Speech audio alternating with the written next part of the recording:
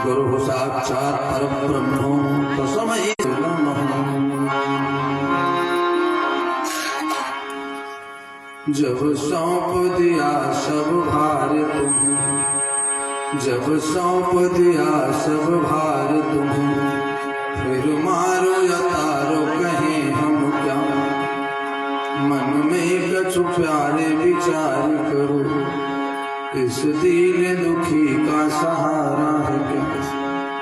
मझधार में लाके डुबो दो हमें, चाहे पार लगा दो किनारे पे। हम तेरे हैं तेरे रहेंगे सदा, अब और किसी को निहारेंगे क्या। ब्रज पवन गोपी सुमन श्री राधा मकरंद, ब्रजवासी तरवर सकल मधुकर श्री नंदनंद। हे भारत के सारथी तुम कहाँ कोटि प्रणाम, मेरे मन तुरंग की थामो नाथ जवान। तब पवित्र तीर्थ गमन कर पवित्र दियो नाम, मुख पवित्र तब होत हैं जो बोलो राधे श्याम। भागवत भगवान की। सब लोग दो बार भगवान नाम संकीर्तन, फिर ठाकुर जी की कथा। अवध बिहारी हो आ गए शरण तिहारी, अवध बिहारी आ गए शरण तिहारी।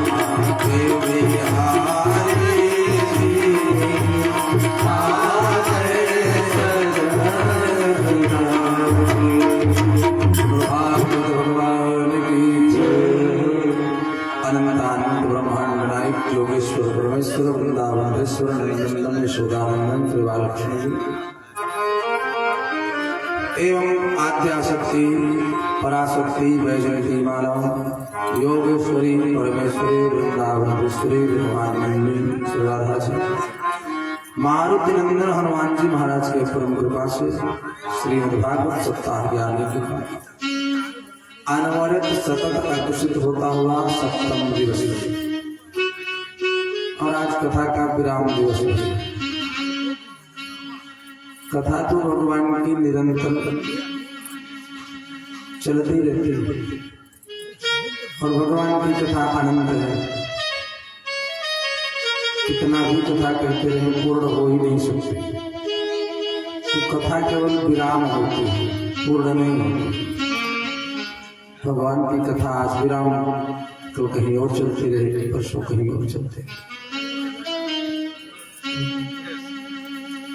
आज इस विराम दिवस के परम पवित्र पावन समय में हम सभी भक्तगण श्री कृष्ण रूपी यमुना में डुबकी लगाने के लिए समवेत रूप से एकीभूत हैं। सभी भक्तों की मनास्तुति जुगल सरकार भगवान श्री राधा के चढ़ावे की हल्की कथा जहाँ पर विराम नाम थी, ठीक उसी के आगे निकले।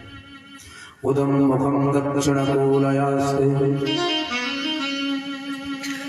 भगवती गंगा जी के दक्षिणी तट पर राजा परीक्षित उत्तर दिशा की ओर मुख करके विराजमान और सब संतगण सुखदेव जी कथा श्रवण करा रहे हैं।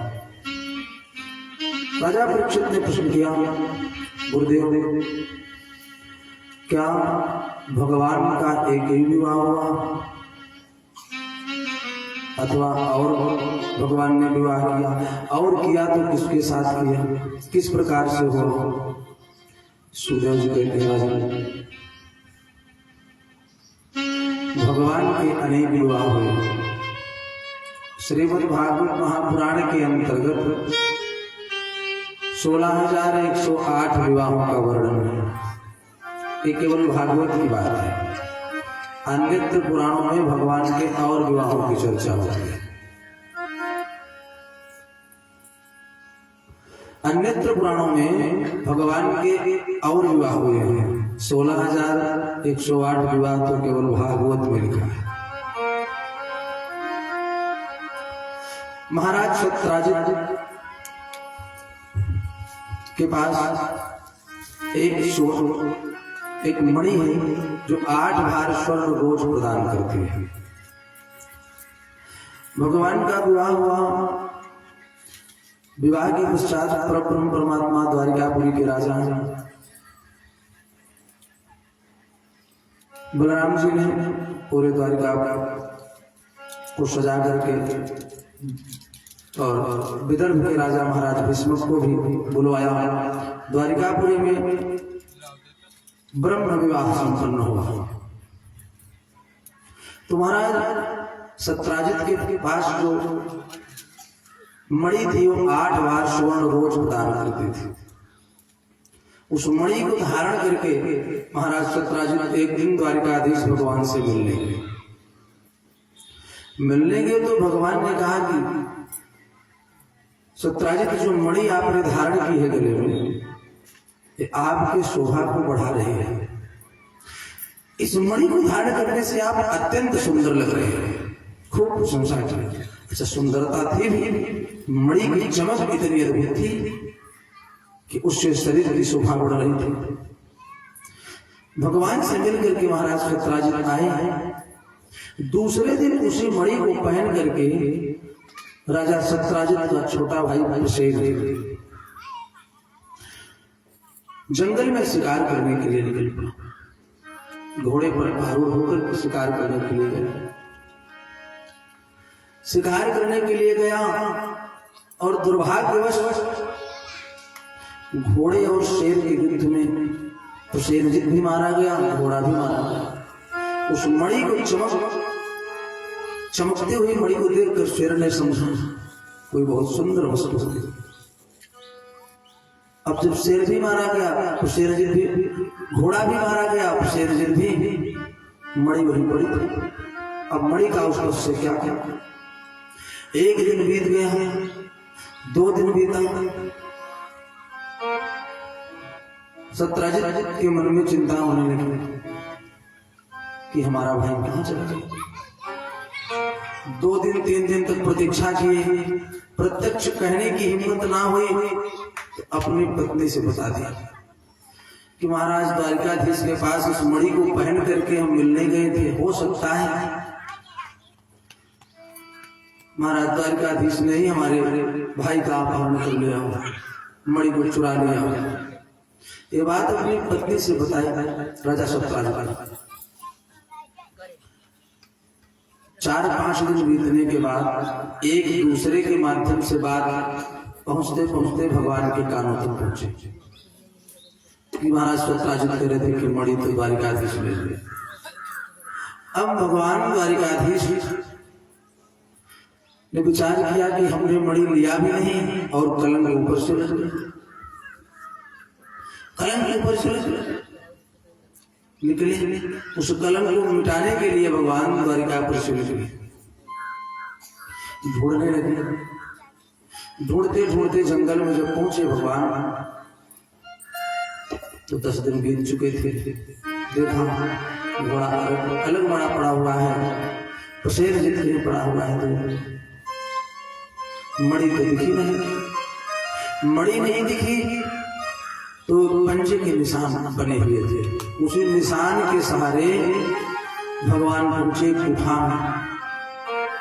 गुफा में जब पहुंचे तो देखा एक भालू,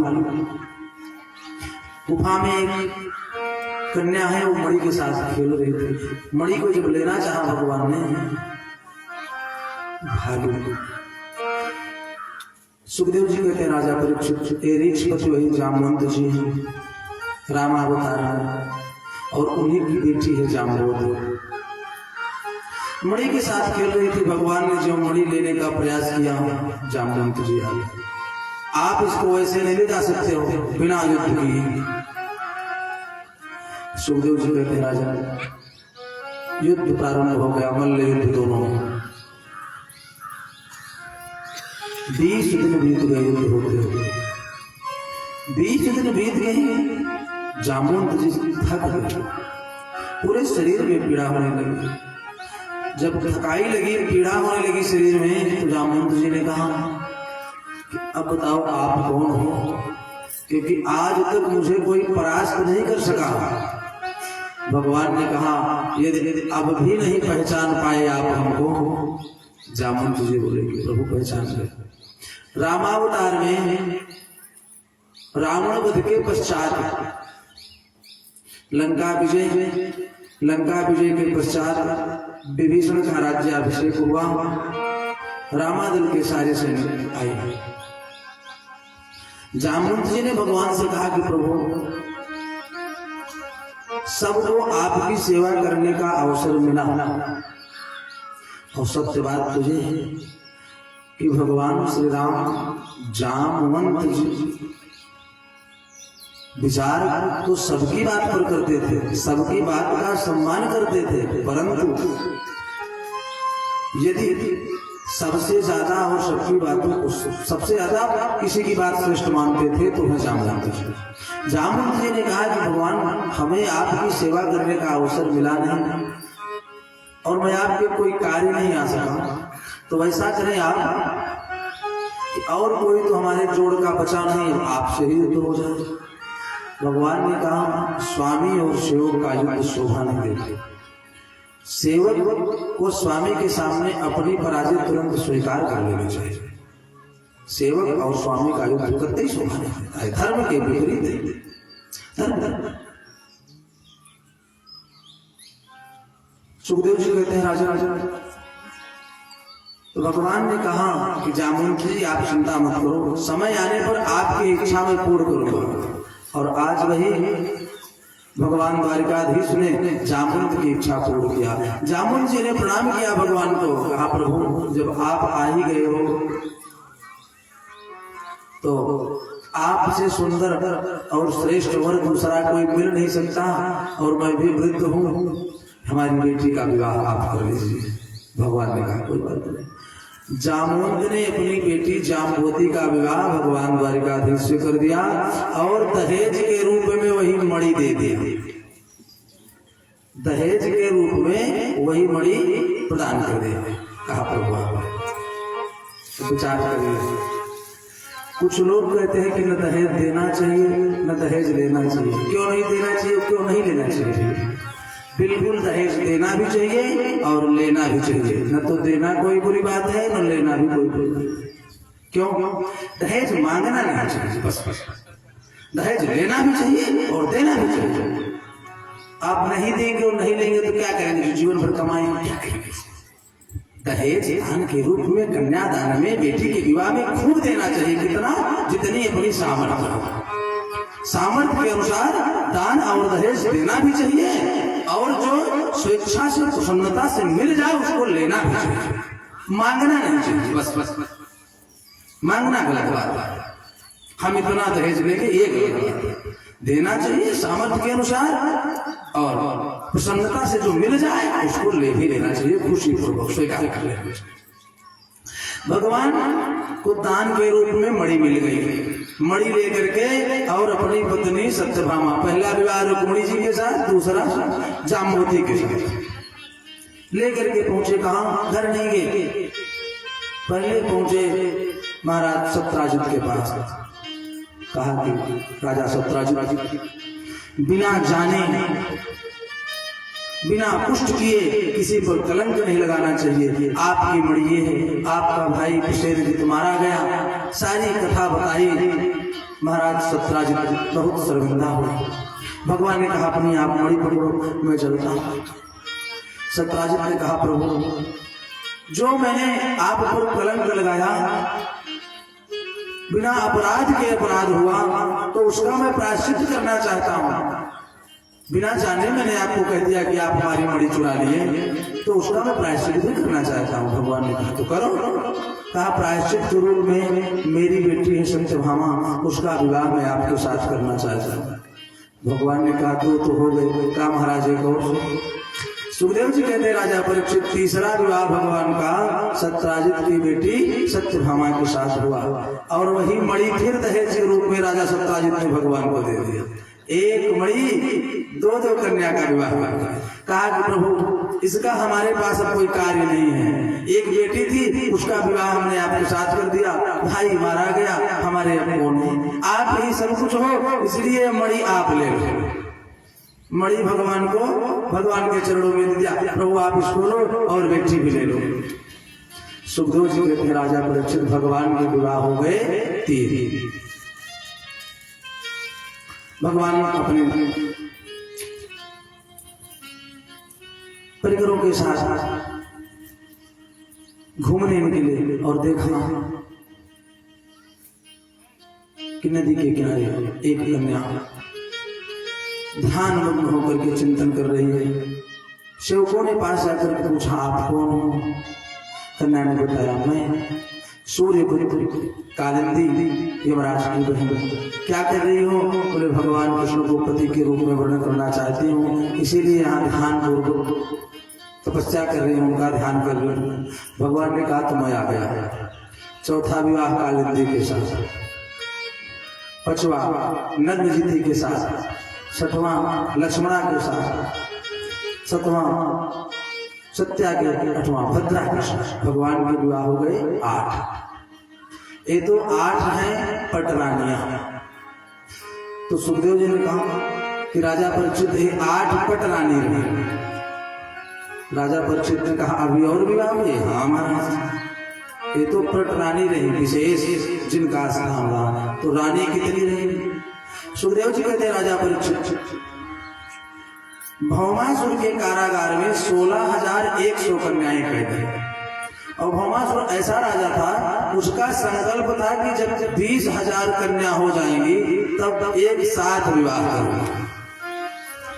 एक विवाह से तो कोई, एक विवाह करके जीव तो थक जा रहा है, परेशान हो जा रहा है। और ऐसा राजा था भौमासुर कि उसका मन में संकल्प था कि 20,000 कन्या हो जाएगी तो इकट्ठे 20,000 से विवाह करूंगा। और पहुंचा था 16,100। 16,100 कन्याओं को अपहरण करके, पकड़ करके कारागार में बंद करके रखा था कि जब 20,000 हो जाएंगी तो इकट्ठे एक साथ एक ही मंत्र में पंडित जी को बुला करके विवाह कर ले। सारी कन्याओं ने देवर्षि नारद का स्मरण किया।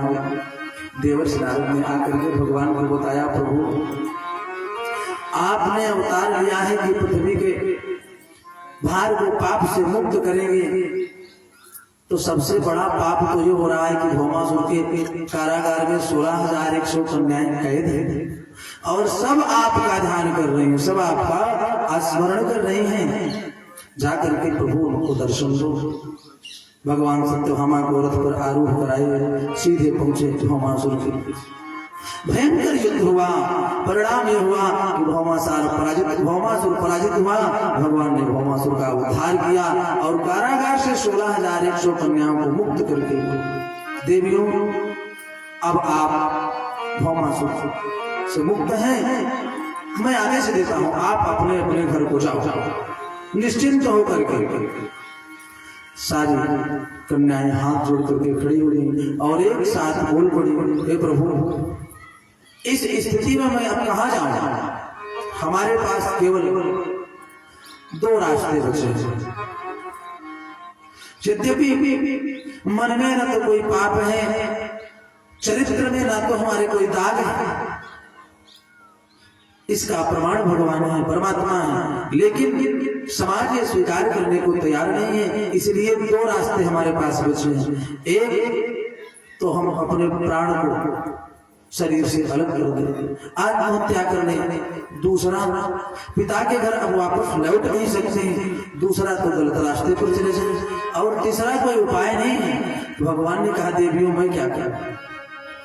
सबने एक साथ कहा, गोविंद आप सब कुछ कर सकते हो। सुखदेव जी कहते हैं, राजा परीक्षित सारी कन्याओं ने भगवान को पति रूप में वर्ण करना चाहा और एक ही साथ भगवान ने 16,100 कन्याओं से विवाह किया।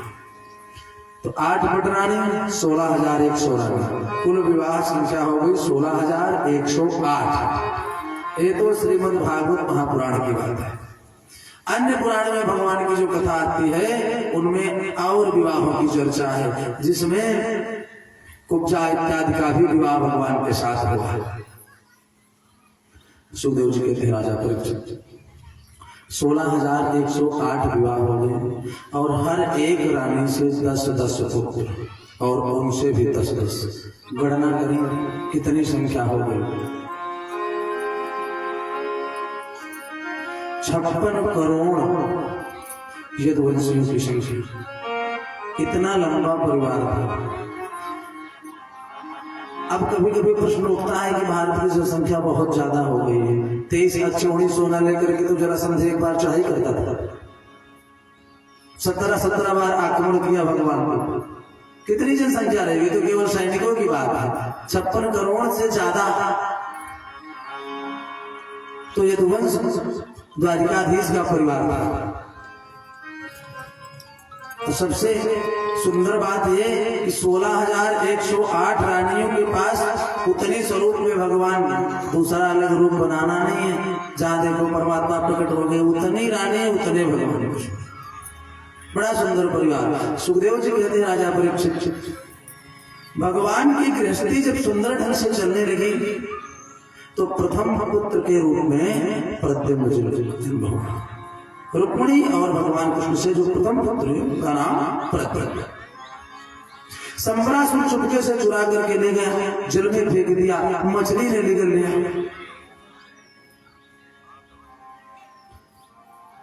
और प्रद्युम्न के प्रथम पुत्र हैं अनिरुद्ध जी, जिनकी कथा आप आगे सुन करेंगे। सुखदेव जी कहते हैं, राजा इतना बड़ा परिवार हो गया। देवर्षि नारद ने मन में विचार किया कि भगवान तो इतना विवाह किए और हम एक विवाह के लिए निवेदन करने गए तो हमको एक भी नहीं करने दिए। अरे मैंने तो यही मांगा था कि प्रभु जय विधि हो ही नाथ ही तुमोरा करहु सुबेग दास ने तोरा। नारद जी ने कहा कि गोविंद मैंने तो यही इतना कहा था कि जय विधि हो ही नाथ ही तुमोरा, जिस प्रकार से हमारा कल्याण हो वही करिए। तो प्रभु आपने एक विवाह भी हमको नहीं करने दिया, तो हमको आश्वासन कितना लंबा दिया। नारद जी चिंता मत करो, जय विधि हो ही परम हित नारद सुनो तुम्हार सोहि मैं कर बनयान कछु मृषान बचन हमार। आपने आश्वासन दिया। वो बात सत्य है कि भगवान ने नारद जी का परम हित किया। अरे हित विरक्त संत थे, हर क्षण भगवान का आस्मरण करते थे। तो भगवान ने कहा कि नारद जी इस माया में फंस जाओगे तो चिंतन खत्म हो जाएगा। आपको सबसे बड़ा लाभ है कि परमात्मा का हर क्षण चिंतन करते रहते हो। तो कागजे विधि हो परम हित। भगवान ने नारद जी का हित नहीं परम हित किया।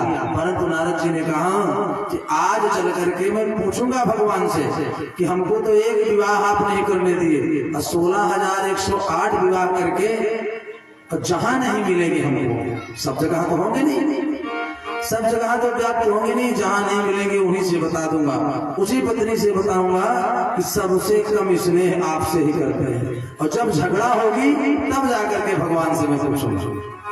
सुखदेव जी कहते हैं राजा परीक्षित भगवान देवर्षि नारद पहुंचे मैया रुक्मिणी के पास। देखा तो भगवान पूजन कर रहे थे, पूजन कर रहे थे। दरवाजे पर देखा, भगवान ने कहा देवर्षि आओ, आ जाओ। नारद जी ने कहा कि प्रभु अभी समय नहीं है, फिर कभी मिलेंगे। दर्शन हो गया, आगे बढ़े, सत्यभामा के यहाँ गए। वहां देखा तो भगवान भोजन प्रसाद ग्रहण कर रहे थे। दूर से प्रणाम किया और आगे बढ़े। नग्नस्ती के यहाँ पहुंचे, वहां देखा भगवान बच्चों के साथ खेल रहे हैं। ऐसे ऐसे 20-25 लोगों को हर जगह भगवान कोई न कोई अलग लीला कर रहे थे। लौट करके वापस फिर पहुंचे माता रुक्मिणी के पास। मैया रुक्मिणी के पास जब पहुंचे तो भगवान मुस्कुराते हुए बैठ करके प्रतीक्षा कर रहे थे। कहा देवर्षि आ जाओ, देवर्षि आ जाओ। नारद जी ने कहा कि प्रभु, भगवान ने कहा मैं सब समझ रहा हूं, तुम मेरी परीक्षा लेने आए थे, मैं सब बात आपकी समझ रहा हूं। लेकिन नारद जी ध्यान से सुनो, जितनी तेज मैं परिवार को संसार को पकड़ता हूं, संसार में आसक्त हूं, उससे ज्यादा तेज मैं इससे विरक्त भी हूं। मैं इससे पर हृदय अर्थम यद प्रतीयेत न प्रतीयेत चात्मनि। वास्तव में आप जो देख रहे हैं कि मैं परिवार के साथ आसक्त हूं, ये सत्य नहीं है, ये सत्य नहीं है। इसमें एतावदेव जिज्ञासु तत्व जिज्ञासु आत्मना। जिज्ञासु जो विवेकी तत्व के पुरुष हैं वो देखते हैं तुम इसमें प्रवेश हो भी और इससे परे भी। इस बात को आप नहीं समझोगे। आप यदि विवाह कर लिए होते नारद जी तो वो सुख नहीं मिल पाता जो आप मुनिर एकांत जीवन होना, जो आप एकांत में जीवन व्यतीत कर रहे हैं वो आनंद प्राप्त हो। गृहस्थ में सुख है, यद्यपि सारे आश्रमों का भरण पोषण करने वाला आश्रम गृहस्थ आश्रम है, परंतु आप मुनिर एकांत जीवन, तो फिर वापस इसमें क्यों आए? इस गृहस्थ जीवन से आप परे हो चुके हैं तो वापस लौट करके आने की क्या जरूरत थी? इसीलिए हमने आपका परम हित किया, हित नहीं परम हित किया। उस समय आपको बात बुरी जरूर लगी होगी, और सत्य बात है भगवान जो करते हैं सब सुंदर करते हैं। कुछ क्षण के लिए मुझे अनुभूति होती है कि ये गलत हो गया, परंतु ऐसा होता नहीं है। इतने बड़े परिवार में भी भगवान बिना किसी परेशानी के इतने बड़े परिवार के साथ रहे। सुखदेव जी कहते हैं राजा परीक्षित, जब सब कुछ हो जाता है स्वयं संभले रहो, परंतु अपने सामने बच्चे और परिवार जब बिगड़ने लगते हैं तो बहुत कष्ट होता है। ये संसार एक प्रकृति का नियम है। अपने द्वारा बनाई गई संपत्ति का, धन का, यश की जब हानि होने लगती है अपने ही सामने तो अत्यधिक पीड़ा होती है, बहुत ग्लानि होती है।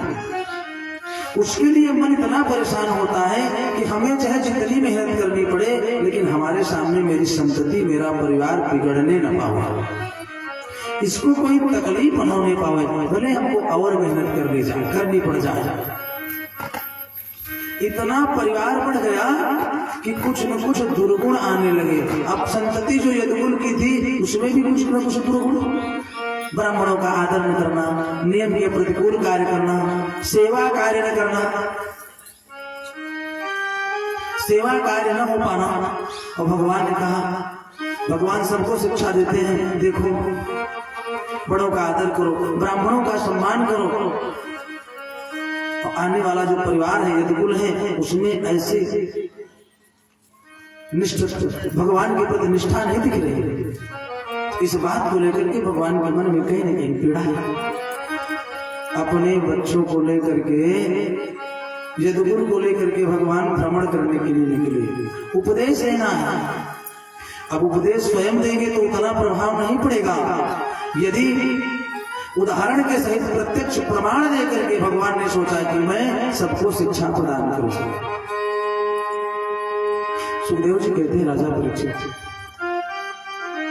भगवान अपने परिवार को लेकर के पहुंचे कहां? एक बड़े कुएं के पास। और कुएं के पास जब पहुंचे, देखा एक विशाल का एक गिरगिट का आयोग धारण किए हुए गिरगिट उसमें लटका हुआ था कुएं में।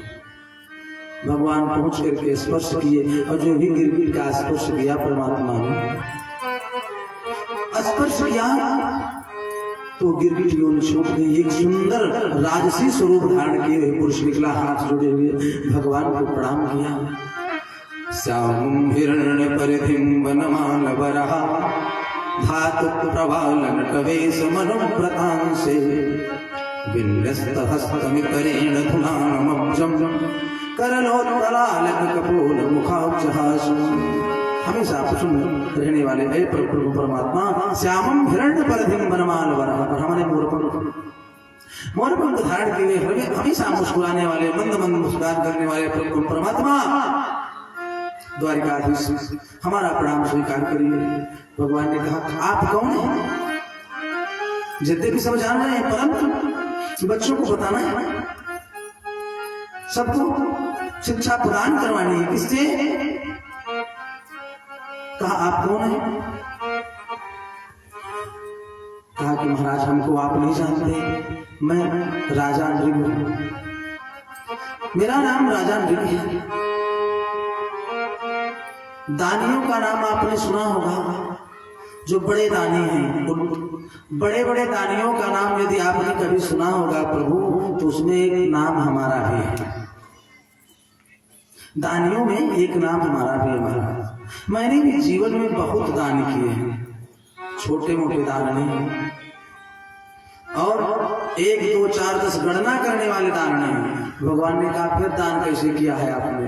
राजा जी ने बताया कि गोविंद, हे द्वारिकाधीश, मैंने इतना दान किया है कि जिसकी कोई गिनती की ही नहीं जा सकती, उतने अंक ही नहीं बने अभी तक जितना मैंने दान कर दिया है। राजा जी बता रहे हैं कि दान हमने कितना किया है प्रभु? यावत्यासिकता भूमेर यावत्योदितारका, यावत्यासिकता भूमेर यावत्योदितारका, यावत्यो वर्षधाराश्च तावतीर्ददाश्वगाः। हे द्वारिकाधीश, यावत्यासिकता भूमेर, भूमंडल में जितने धूल के कण हैं इतनी संख्या में, यावत्यो दिवितारका, आकाश मंडल में जितने तारागण उदित होते हैं उतनी संख्या में। और यही नहीं, यावत्यो वर्षधाराश्च, पृथ्वी पर जितनी वर्षा की बूंदें पड़ती है उतनी संख्या में, तावतीर्ददाश्वगा, इतनी तो केवल मैंने, इतनी संख्या में तो केवल मैंने गोदान किया है, अर्थात जिसकी गणना ही नहीं की जा सकती, इतना तो केवल मैंने गाय का दान किया है। अन्य दान नहीं, स्वर्ण दान, चांदी दान, हीरा रत्न और तिलों के तो पहाड़ मैंने दान किए हैं, टन में तिलों का दान किया है, अनेक प्रकार के दान किए हैं महाराज, जिसकी गणना नहीं है। इतने दान तो केवल मैंने गाय के किए हैं, जिसकी गणना नहीं की जा सकती। जितने आकाश मंडल में तारा उदित होते हैं, जितने भूमंडल पर धूल के कण हैं, जितनी वर्षा की बूंदें पड़ती हैं, इतनी संख्या में, अर्थात इनको कोई गिन नहीं सकता। जिस प्रकार से राजा मित्र कहते हैं कि हे द्वारिकाधीश, इतनी संख्या में मैंने केवल गाय का दान किया है, अन्य वस्तुओं की गणना नहीं। भगवान ने कहा, राजन बात तो आप सही कह रहे हो, लेकिन फिर ये गति क्यों हो गई आपकी? फिर ये क्यों हो गया? सुखदेव जी कहते राजा परीक्षित, जो खड़े हैं भगवान के बच्चे परिवार जो कोई सुन रहे हैं ध्यान से, और भगवान का उद्देश्य भी है कि सुने और इसको ग्रहण करें, चिंतन करें। राजा ने बताया कि हे प्रभु, ऐसा भी दान हमने नहीं किया। आप विचार कर रहे होंगे कि जैसे पाए सब गाय दान कर दिए महाराज, ऐसा गोदान हमने नहीं किया कि मोई बख्शिया बाभन के नाम, वृद्ध हो गया है तो पंडित जी के दान कर देना, ऐसी गाय का दान नहीं किया। ध्यान से सुनिए राजा ने किस प्रकार गोदान किया, किस प्रकार से गोदान किया है राजा ने।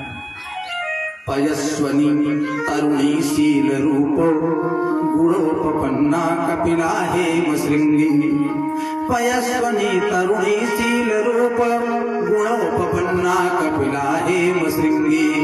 न्यायार्जितारोप्य खुरा सवत्सा दुकूल माला भरणम ददास्मगा। राजा ने कहते हैं पयस्वनी माने दूध देने वाली, तरुणी माने जवान, शील माने सीधी, रूप माने रूपवान। पयस्वनी तरुणी शील रूप और गुणोपन्ना, इन सब गुणों से युक्त कपिला गाय। हेम माने होता है स्वर्ण, श्रृंग माने सींग। ऐसे गुणों से युक्त सींग में सोना लगा करके कपिला हेम श्रृंगी। और ये भी नहीं महाराज कि धन नंबर 2 का पैसा मिल गया तो गोदान कर दिए, नहीं। न्यायार्जिता रूप खुरा सवत्सा, न्याय के द्वारा अर्जित धन से चांदी खुर में लगा करके, रूप माने चांदी को खुर में जड़वा करके, सोने को सींग में लगा करके, रूप में खुरा सवत्सा और सुंदर चद्दर उठा करके, दुकूल माला भरणम ददास्मगा। इस प्रकार की गाय का मैंने दान किया है। तो आप विचार कर सकते हैं कि महाराज ये बताइए, राजा भी कह रहे हैं कि न्याय अर्जिता, उनको कैसे पता कि सारा धन हमको न्याय का ही मिला। एक बात आप सब विचार करिए, सत्य क्या है, असत्य क्या है, सही क्या है, गलत क्या है, इसका निर्णय जितना बढ़िया अपना मन कर देता है उतना बढ़िया दुनिया का कोई भी जज नहीं कर सकता। सही क्या है, गलत क्या है, यह निर्णय जितना बढ़िया अपना मन दे देता है, मन से आप विचार करिए, अपने आप पता चल जाएगा कि सत्य क्या है और असत्य क्या है। इतना सुंदर निर्णय कोई जज आपको नहीं दे सकता। राजा ने कहा कि न्याय अर्जिता, न्याय के द्वारा अर्जित धन से मैंने गोदान किया है।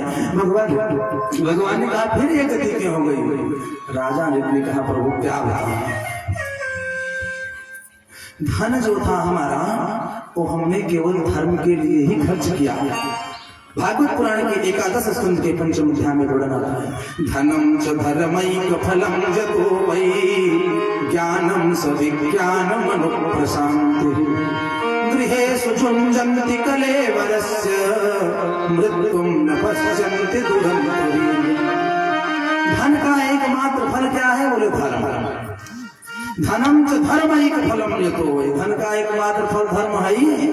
और यदि हम धन से धर्म करेंगे तो ज्ञानम स विज्ञानम अनुप्रशान्ति। धन से यदि हम धर्म करते हैं तब ज्ञान की प्राप्ति होगी, तो ज्ञान से विज्ञान के संसाधन एकत्र होंगे, तब सुख की अनुभूति होगी। यदि अशुद्ध हो गई, सुख की अनुभूति हो गई, धर्म किए तो सत्य ही धर्म है और धर्म ही सत्य है। परम सत्य पर ब्रह्म परमात्मा का नाम है तो भगवान की प्राप्ति होगी। ऐसा नहीं होता है, धन का फल यदि धर्म के रूप में परिणत नहीं होता है तो संसार का परिणाम क्या है, बोले गृहेषु झुञ्झन्ति कलेवरस्य। शरीर रूपी संसार रूपी इस कलेवर को संसार में डाल करके उसको खर्च करेंगे धन को, गृहेषु झुञ्झन्ति कलेवरस्य, तो परिणाम क्या है, बोले अंत में मृत्युं न पश्यन्ति दुरन्त वीर्यम्। मृत्यु का सामना करना पड़ेगा। और कैसे मृत्यु, वही मृत्यु जो जन्मत मरत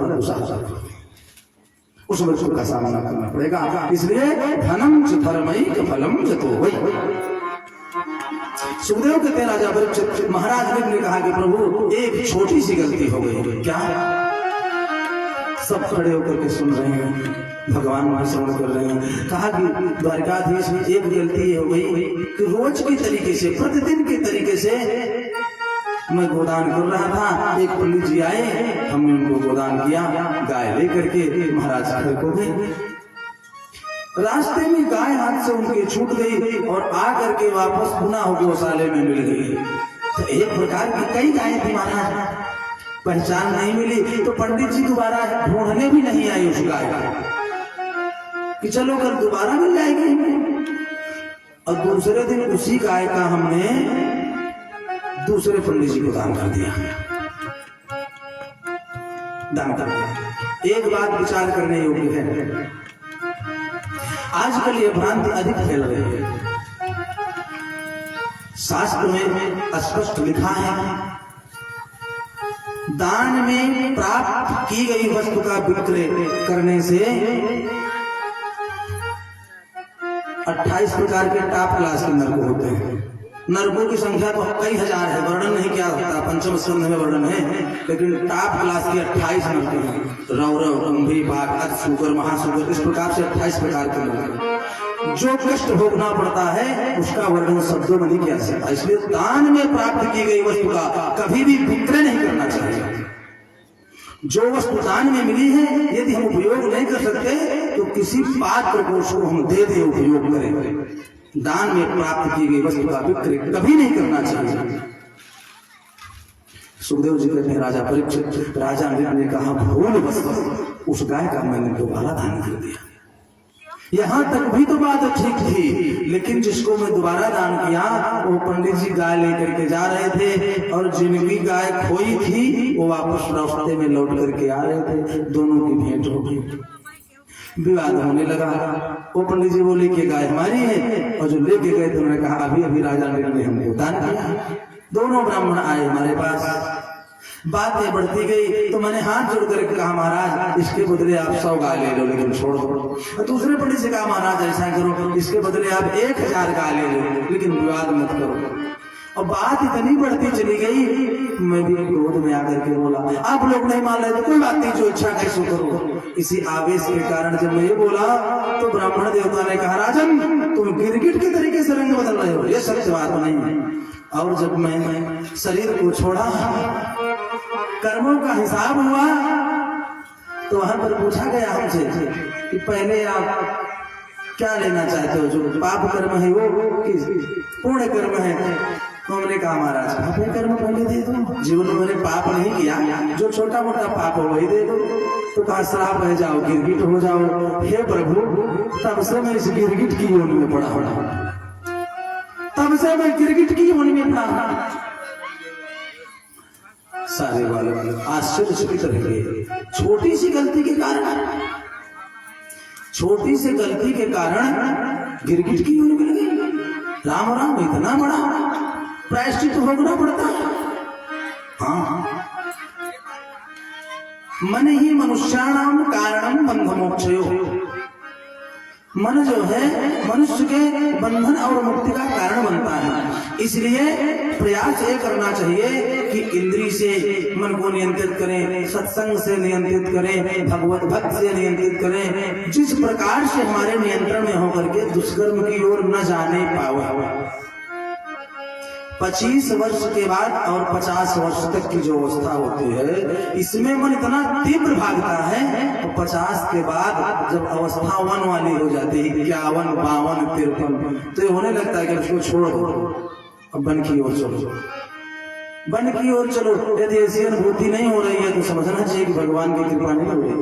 तो कहे, महाराज आप सब कथा में बताते हो कि वन की ओर चले जाओ, सारे जंगल कट गए, हम कहाँ जाए। अरे जंगल में मत जाओ, वृंदावन चले जाओ, वहीं रहो, भक्ति की वृद्धि हो, फिर आ जाओ। कहने का मतलब ये कि घर मत छोड़ो, परंतु मन को धीरे धीरे विषयों से हटाओ, धीरे धीरे मन को विषयों से हटाओ, किसी भी तरीके से हटाओ। इस पर अंकुश का डंडा पड़े फिर भी इसको हटाओ। एक राजा थे, उनके पास एक विशाल बकरा था, बड़ा सा। तो बकरे का स्वभाव होता है, आप कितना भी उसको खिलाओ, लेकिन दोबारा जब कुछ दोगे तो तुरंत मुंह मार देगा। राजा साहब बड़े परेशान हुए, तो कहा कि जो भी व्यक्ति इस बकरे के पेट को भर देगा, जो मांग लेगा मैं उसको दे दूंगा, ये हमारी इच्छा है। जो लेके जाए खूब दिन भर खिलावे, शाम को लावे, जब उसके सामने चारा रखा जाए तो फिर खाइए। एक व्यक्ति गया राजा के पास, कहा राजन एक बार हमको मौका दिया जाएगा। क्या ठीक है ले जाओ। बकरे को लेकर के गया, रस्सी लगा करके एक खूंटे से बांध दिया, थोड़ा सा चारा लिया और मुंह के पास करे, जैसे ही बकरा चारा खाने के लिए तैयार हो डंडे से खींच करके मुंह पे मारे। दिन भर जब वो खाने के लिए तैयार हो उसे खींच के डंडा से मारो। पूरे दिन उस बकरे की पटाई किया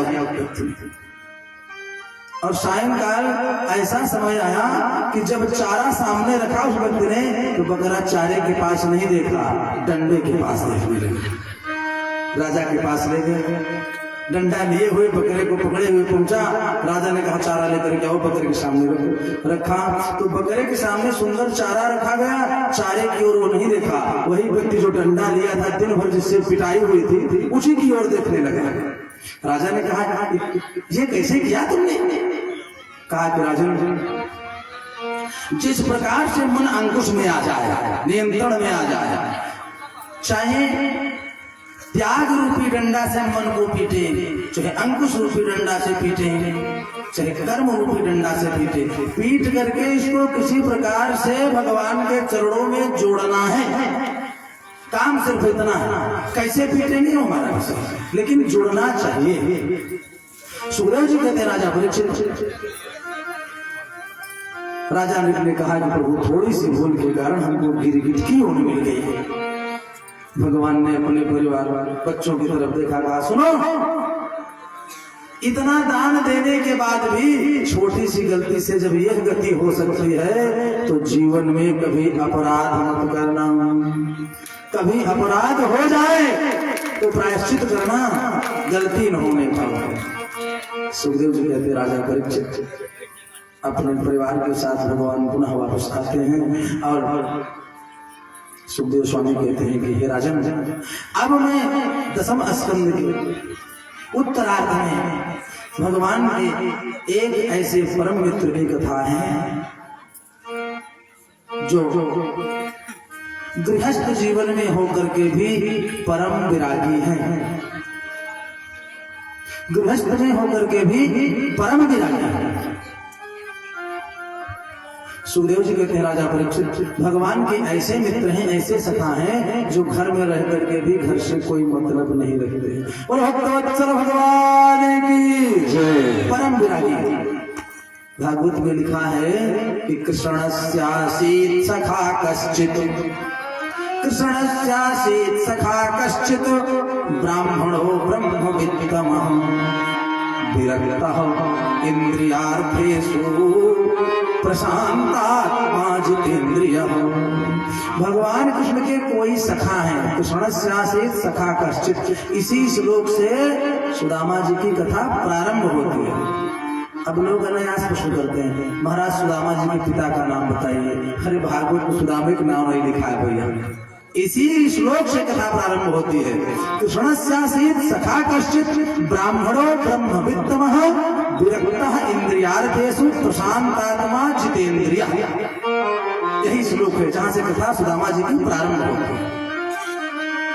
सुखदेव जी कहते राजा परीक्षित भगवान कृष्ण के कोई मित्र, कृष्णस्यासीत् सखा कश्चित्, और कैसे मित्र बोले ब्राह्मण ब्रह्मवित्तमः, ब्राह्मण जो ब्राह्मण का कर्म है उस कर्म में लिप्त नहीं है, उस कर्म से बिल्कुल मुक्त है। ब्राह्मणो ब्रह्मवित्तमः, ब्राह्मण है, ब्राह्मण के 6 कर्म हैं, जो 6 कर्म है ब्राह्मण के वो करते नहीं सुदामा जी, उनमें से कुछ करते बाकी सब नहीं करते। 6 कर्म कौन है बोले शिक्षा लेना शिक्षा देना, दान देना दान लेना, यज्ञ करना यज्ञ कराना। जिसमें यज्ञ करते तो हैं सुदामा जी कराते नहीं तो कुछ कर्म करते हैं कुछ नहीं। ब्राह्मणो ब्रह्मवित्तमः, और यही नहीं विरक्तः इंद्रियार्थेषु, अपनी इंद्री से विरक्त है। सबसे बड़ी बात तो यह है कि विरक्तः इंद्रियार्थेषु, इंद्री से आसक्त नहीं सुदामा जी, विरक्त है।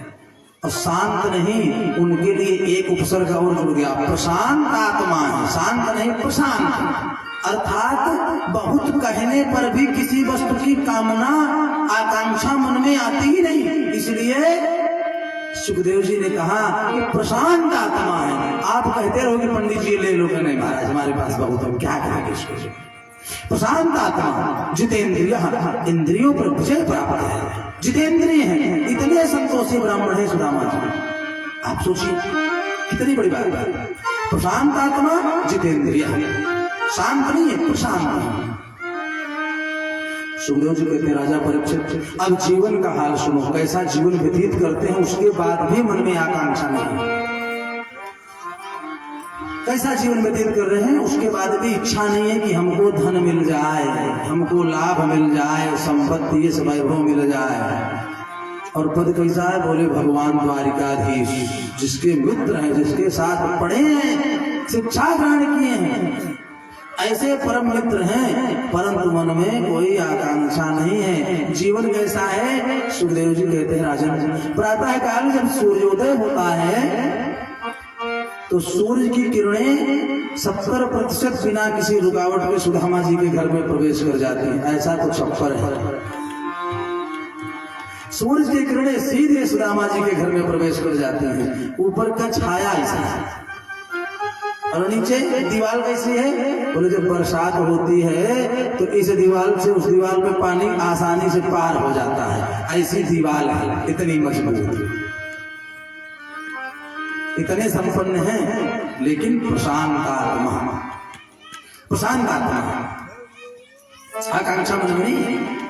और यही नहीं, सुदामा जी प्रतिदिन भगवान की कथा करते हैं घर में बैठ कर। बच्चे हैं, पत्नी है, वो श्रोता होते हैं, वक्ता सुदामा जी। एक ही वस्त्र है, वही आधा पहन लेते हैं, आधा ओढ़ लेते हैं। दिन में, प्रतिदिन नहीं, हफ्ते में 2 दिन 5 घर जाते हैं।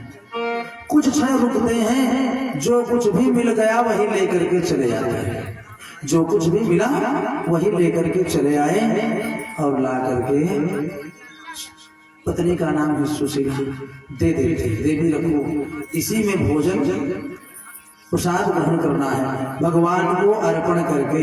और पत्नी भी सुरक्षा है, सुरक्षा है, जो कुछ भी मिलता है उसी में से थोड़ा निकाल करके रख लेती है। कब के लिए, जब घर में सब समाप्त हो जाए, कुछ न रहे तब के लिए। बहुत संपन्नता न होने के बाद भी संग्रह करना, कब के लिए, ब्राह्मणों के लिए, भगवान का भोग लग जाए। कोई याचक आ गया, भिखारी आ गया, कोई भूखा आ गया, किसी को कुछ देना है, थोड़ा सा बचा करके रखे। ये सुरक्षा स्त्री का स्वभाव होता है। सुखदेव जी कहते हैं राजा परीक्षित प्रतिदिन सुदामा जी कथा करते हैं, मन में संतोष है। सुखदेव जी कहते हैं राजा परीक्षित रोज की भांति भोजन प्रसाद बनाई सुशीला, सुदामा जी भोजन ग्रहण किए, करके आए बैठे। बच्चे भोजन कर रहे थे, तब तक भोजन समाप्त हो गया, रोटी नहीं बची नहीं। तो बेटे ने और कहा कि माँ एक रोटी और चाहिए। बेटे ने कहा एक रोटी और चाहिए, इतने पर सुशीला धन नहीं समय, हे प्रभु कितनी परीक्षा लोगे। सुखदेव जी कहते राजा परीक्षित भगवान चाहते हैं कि सुदामा जी हमसे कह दें, मांग रहे। सुदामा जी कहते हैं हमारे पास इतनी संपत्ति है, इतना धन है कि हम आपसे क्यों मांगे। ए भक्ति सुदामा जी,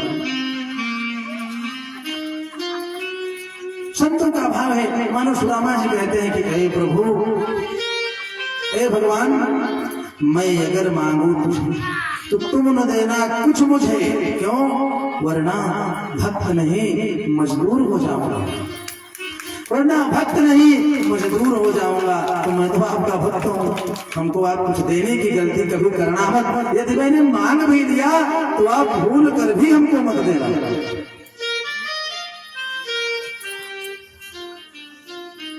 भोजन करके सुदामा जी आए बैठे, आवाज लगाई, देवी जल्दी से घर के कार्य को निवृत्त करो, अब आओ कथा में बैठो। बच्चे ने कहा भगवत्सल भगवान की जय। आप सब विराजें। जब कथा विराम हो जाए तब यहाँ करके भगवान को प्रणाम कर ले। जहाँ बैठेंगे आप वहाँ भी भगवान देख रहे हैं आपको, आपकी उपस्थिति दर्ज हो गई। और बैठिए, कथा सुनिए। मेरो राधा रमण गिरधारी, गिरधारी श्याम मनवारी। मेरो राधा रमण गिरधारी,